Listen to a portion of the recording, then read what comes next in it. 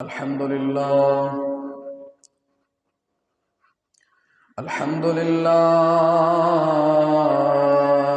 رب العالمین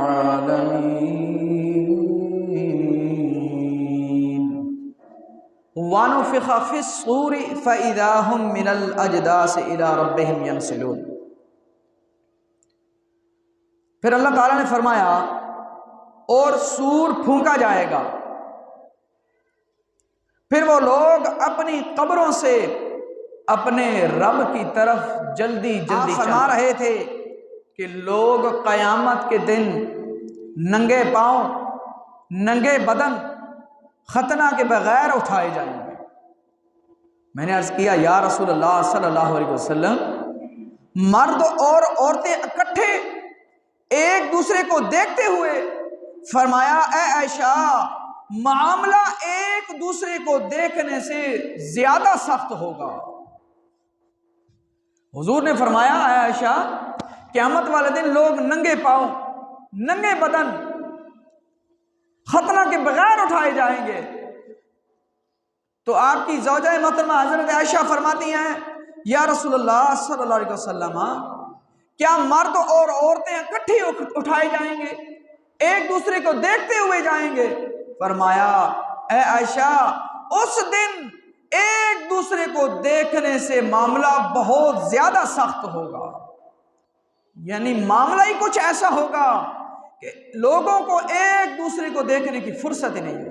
تو جو میں نے آپ احباب کے سامنے دو آیات کریمہ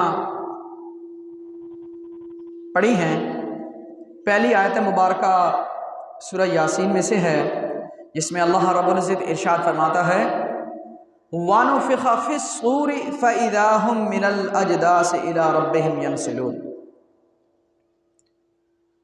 پھر اللہ تعالیٰ نے فرمایا اور سور پھونکا جائے گا، پھر وہ لوگ اپنی قبروں سے اپنے رب کی طرف جلدی جلدی چل پڑیں گے۔ جب قیامت برپا ہوگی تو سور پھونکا جائے گا اور وہ اپنے قبروں سے اپنے رب کی طرف جلدی جلدی چل پڑیں گے۔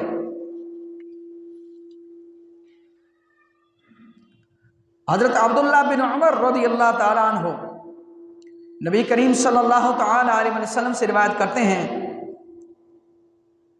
کہ آپ علیہ الصلوۃ والسلام نے فرمایا سور ایک سینگ ہے جس میں پھونک ماری جائے گی۔ جب قیامت برپا ہوگی تو سور پھونکا جائے گا۔ فرمایا سور ایک سینگ ہے جس میں پھونک ماری جائے گی۔ اور حضرت سیدنا ابن عباس رضی اللہ تعالیٰ عنہ روایت کرتے ہیں کہ اللہ تعالیٰ نے ارشاد فرمایا فَإِذَا نُقِرَ فِي النَّاقُورِ، اس کے بارے میں فرماتے ہیں کہ ناقور سے مراد سور ہے۔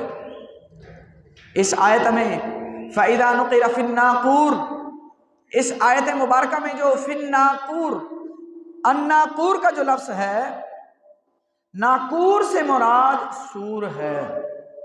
اور فرمایا راجفہ سے مراد پہلا پھونک اور رادفہ سے مراد دوسری پھونک ہے۔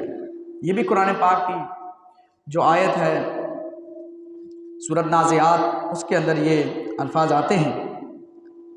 میرے بھائیوں، قیامت کے دن کیا معاملات ہونے ہیں، کیونکہ ہم مسلمان یہ یقین رکھتے ہیں کہ پیدا ہوئے ہیں تو مرنا میں بھی ہے، قبر میں بھی جانا ہے، اور ایک نہ ایک دن قبر سے اٹھ کر روز محشر میں بھی شریک ہونا ہے۔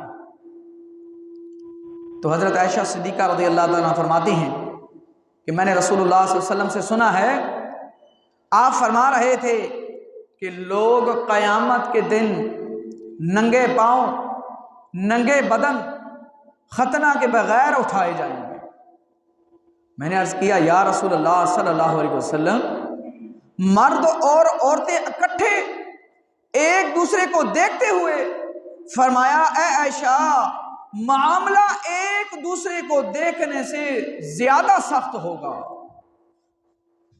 حضور نے فرمایا اے عائشہ قیامت والے دن لوگ ننگے پاؤں ننگے بدن ختنہ کے بغیر اٹھائے جائیں گے.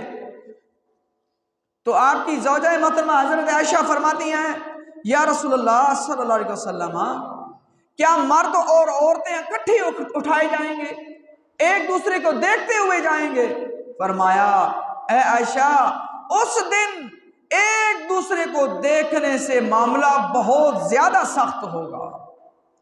یعنی معاملہ ہی کچھ ایسا ہوگا کہ لوگوں کو ایک دوسرے کو دیکھنے کی فرصت ہی نہیں ہوگی. آج ہم دنیا کی پتہ نہیں کیا کیا کام کر ڈالتے ہیں، لیکن ہمیں اپنی قبر کے بارے میں اپنی آخرت کے بارے میں ذرا خیال نہیں آتا. رسول اللہ نے فرمایا اس دن جب سب مرد اور عورتیں تمام اللہ کی مخلوق جب اٹھائی جائے گی، مرد اور عورتیں اکٹھے اٹھائے جائیں گے، اس حال میں آئیں گے کہ ان کے بدن پر کپڑا بھی نہ ہوگا، اور معاملہ یہ ہوگا کہ وہ ایک دوسرے کو دیکھنے کی سخت بھی نہ ہوگی ان کے اندر، وہ دیکھنے کے اہل ہی نہیں ہوں گے، وہ دیکھنا چاہیں گے بھی تو بھی نہیں دیکھیں گے، کیونکہ معاملہ ہی اتنا سخت ہوگا. رب کی ذات اس دن غفار ہوگی، قہار ہوگی، جبار ہوگی. اس دن کوئی ایک دوسرے کو نہیں دیکھے گا. اللہ تبارک و تعالی اس دن کیا معاملہ فرمائے گا؟ حساب و کتاب ہوگا، میزان ہوگا. فرمایا فَمَن يَعْمَلْ مِثْقَالَ ذَرَّةٍ خَيْرًا يَرَى وَمَن يَعْمَلْ مِثْقَالَ ذَرَّةٍ شَرًّا يَرَى. جو معمولی نیکی کرے گا اسے بھی دیکھ لیں گے، جو چھوٹی سی نیکی کرے گا اسے بھی دیکھ لیں گے، اور جو چھوٹی سی برائی کرے گا اسے بھی دیکھ لے گا. حضرت سیدنا عائشہ صدیقہ رضی اللہ تعالیٰ عنہ فرماتی ہیں میں نے رسول اللہ صلی اللہ تعالی علیہ وسلم کو اپنی نماز میں یوں عرض کرتے سنا کہ اے اللہ مجھ سے آسان حساب لے. میں نے عرض کیا یا نبی اللہ آسان حساب کیا ہے؟ فرمایا یہ کہ اس کے نامہ اعمال کو دیکھے اور اس سے درگزر کر دے. بے شک اس دن جس سے حساب شروع ہو گیا اے عائشہ وہ ہلاک ہو گیا، اے عائشہ وہ ہلاک ہو گیا، کیونکہ اللہ تبارک و تعالیٰ کا حساب وہ کوئی نہ دے سکے گا. تو رسول کریم صلی اللہ تعالی وسلم اپنے لیے بھی دعا فرماتے یا اللہ مجھ سے آسان حساب لے، بے حساب کر دے، بے حساب جنت میں داخلہ کر دے. تو کل بروز محشر کے معاملات ہونے ہیں. ہم سب مسلمان ہیں اور ہمارا یہ عقیدہ ہے، یہ ایمان ہے کہ ایک نہ ایک دن ہمیں روز محشر پیش ہونا ہے، اللہ کے حضور پیش ہونا ہے. اور اس دن حوض کوثر بھی ہوگا. حضرت عبداللہ بن عمر رضی اللہ تعالیٰ عنہ نبی کریم علیہ الصلوۃ والسلام سے روایت کیا ہے، فرمایا میرا حوض ایک مہینے کی مسافت کے برابر ہوگا اور اس کے اضلاع برابر ہوں گے، اور اس کا پانی دودھ سے زیادہ سفید ہوگا، اس کی خوشبو کستوری سے زیادہ اچھی ہوگی، اور اس کے گلاس آسمان کے ستاروں کی طرح ہوں گے. جو اس میں سے پی لے گا ابد تک پیاسا نہ ہوگا. جو ایک بار حوض کوثر سے جام پی لے گا اس کو پھر کبھی بھی پیاس نہ لگے گی. اور سیدنا انس رضی اللہ تعالیٰ روایت کرتے ہیں کہ نبی کریم علیہ الصلوۃ والسلام نے فرمایا میں جنت میں سیر کر رہا تھا، میں ایک نہر پر پہنچ گیا جس کے دونوں کنارے ان موتیوں کے قبے تھے جو اندر سے خالی ہوتے ہیں. میں نے پوچھا اے جبرائیل یہ کیا ہے؟ جبرائیل نے کہا یہ وہ کوثر ہے جو آپ کے رب نے آپ کو عطا فرمایا ہے، اس کی مٹی خالص مشک ہے. میرے پیارے بھائیوں حوض کوثر جس پر نبی کریم علیہ الصلوۃ والسلام جلوہ فروز ہوں گے اور اپنی امت کو بھر بھر کر جام پلا رہے ہوں گے، تو کل بروز محشر حوض کوثر کے جام پینے کے لیے آج ہمیں کچھ نیک اعمال کرنے ہوں گے، اللہ کی حدود کو قائم کرنا ہوگا، اللہ کے حضور سجدہ ریزی کرنا ہوگی، اپنے رب کو راضی کرنا ہوگا، رسول کریم صلی اللہ علیہ وسلم کی لائی ہوئی پیاری شریعت اس پر عمل کرنا ہوگا۔ اور پھر ہماری خوش قسمتی ہے کہ ہمیں اتنا پیارا نبی، اتنا لجپال نبی ملا ہے کہ جس کی بدولت اللہ رب العزت نے ہمیں تمام امتوں سے بڑھ کر پیاری امت بنایا ہے، اللہ کی محبوب امت بنایا ہے، اللہ کے پیارے نبی کی پیاری امت جن کی سب سے پہلے شفاعت ہوگی، تو وہ شفاعت کرنے والے نبی اللہ رب العزت ارشاد فرماتا ہے سورۃ بقرہ کے اندر، من ذا الذی یشفع عندہ الا باذنہ، کون ہے جو اس کی اجازت کے بغیر اس کے ہاں شفاعت کرے گا؟ تو اللہ تعالیٰ نے اپنے محبوب پاک علیہ الصلوۃ والسلام کو اجازت فرمائیں گے کہ وہ اپنی امت کی شفاعت کریں۔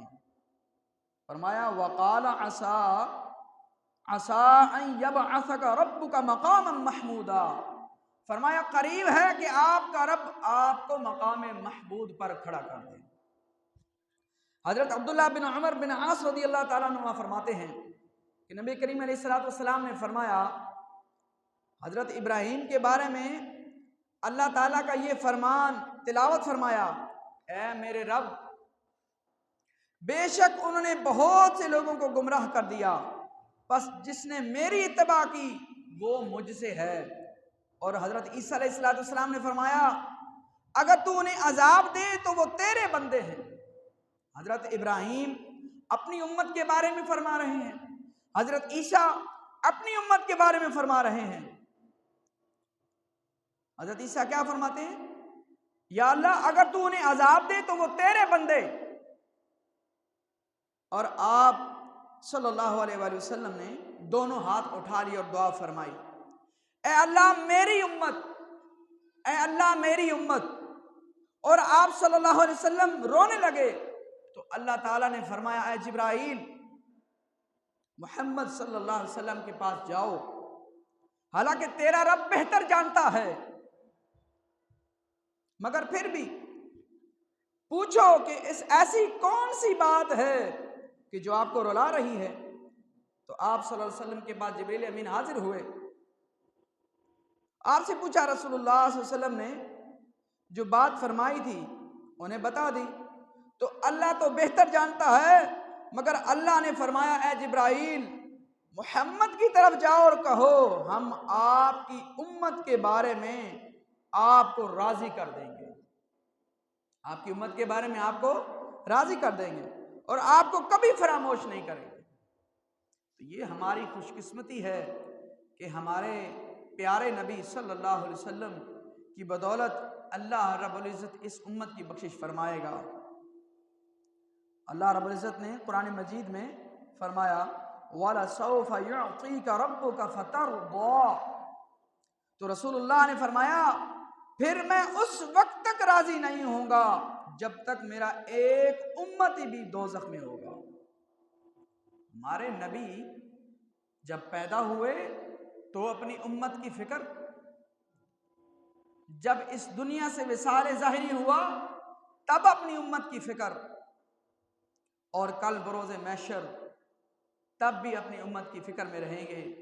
اور فرمایا میرا ایک بھی امتی دوزخ میں ہوگا اس وقت تک میں راضی نہیں ہوں گا جب تک میرا ایک بھی امت دوزخ میں ہوگا۔